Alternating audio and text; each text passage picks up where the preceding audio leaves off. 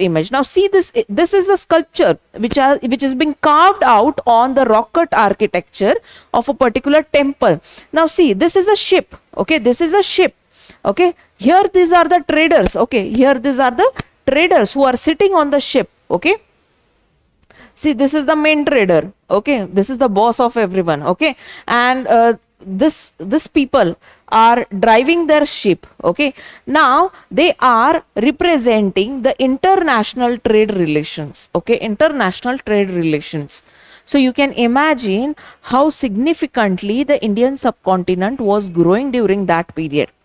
Okay, now if we revisit the modern India, okay, we talk about the British traders during that time, and we consider themselves as a quite forward kind of traders.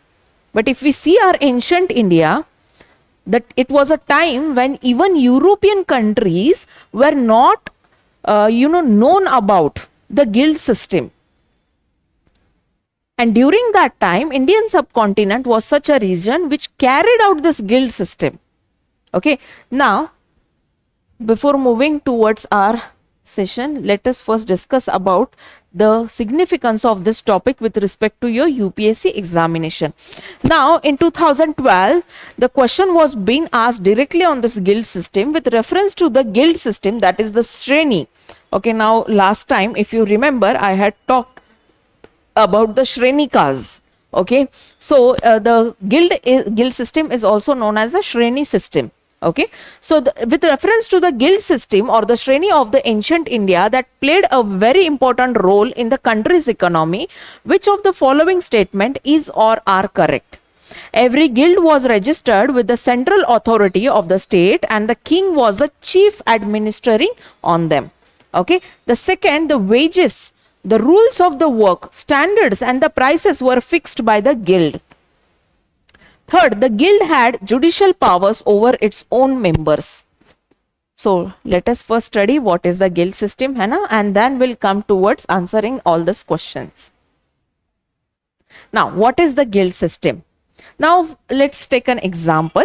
If you are a trader or a merchant, okay, and you have lots of produce in your state or in your local village. Okay, so you are thinking that I'll take all the produce, raw produce or finished produce from the farmers, my local farmers.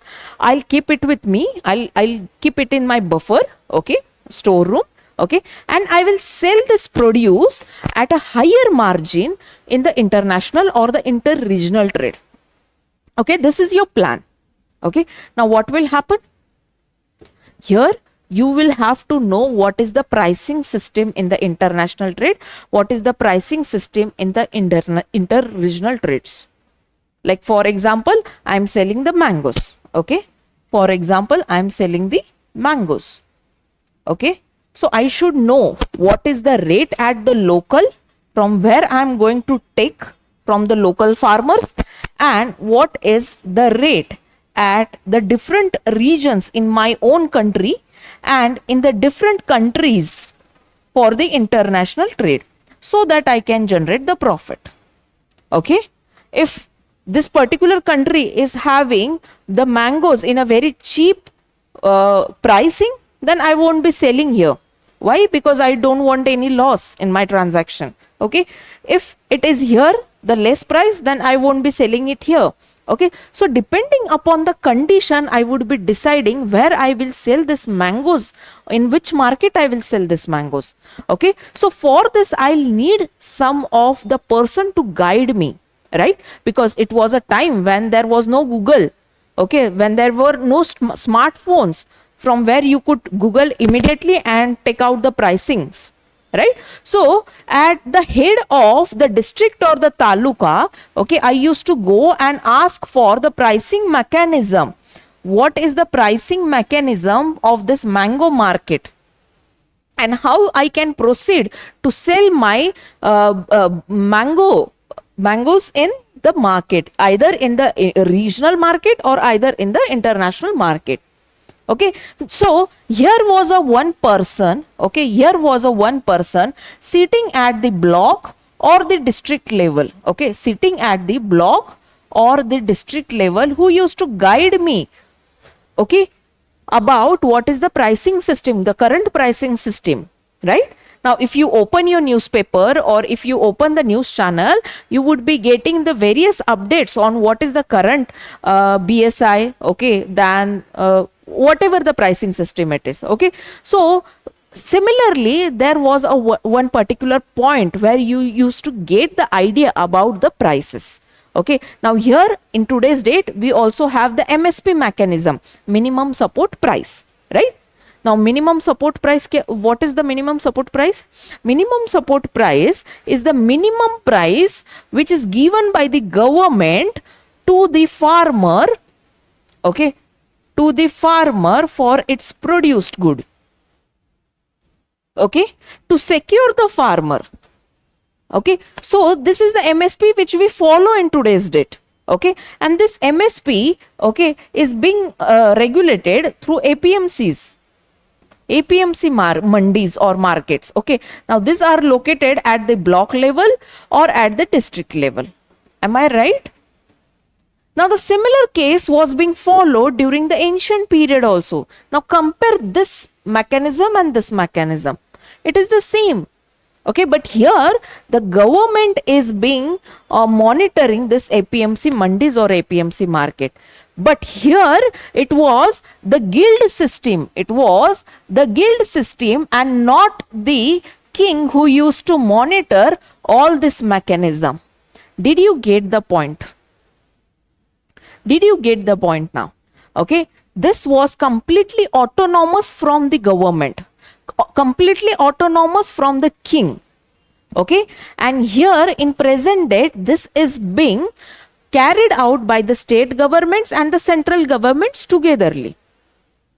Okay, so this was the difference between the present tense and the ancient India. I hope you got what is meant by the guild system. Okay, now who are the guilds? Guild system is the association of the merchants and the artisans. Okay, and this merchants and the artisans are no one but they are called as the guilds. Okay, now in the Sanskrit, in the ancient language, it was been called as a Shreni or a Gana. Okay, Shreni or a Gana. Okay, so Shreni is the most appropriate word to use for this guild. Okay, now after this, we find many of the sources they were been talking about the guild system. Okay, now this guild system was carried out through the barter system. Okay, so the guild system or the guilds carried out their transaction through the barter system, and we very evidently know that the barter system has been carried since Indus Valley Civilization, right? So right from there we would be having the guild system, but the guild system during Indus Valley Civilization was very minimal. Okay, and it slowly improved as and when time proceeded. Now during the Vedic period, we find this Shreni significance in the Vedic texts. So in the Vedic texts, okay, in the Vedic texts, we find this development of or the major initiation of this Shrenis in this society. After that, the Mauryan period, that is from 322 to 185 BC, we see that the number of the population of these guilds has increased significantly. Okay, and after that, it was the post-Mauryan period when they got more renovated due to the invasion of the foreign players in the Indian market. And during the Gupta period, it completely changed. It became more structurized. Now, if you see the guild system during the Indus Valley Civilization or during the Vedic period, okay, it was quite informal.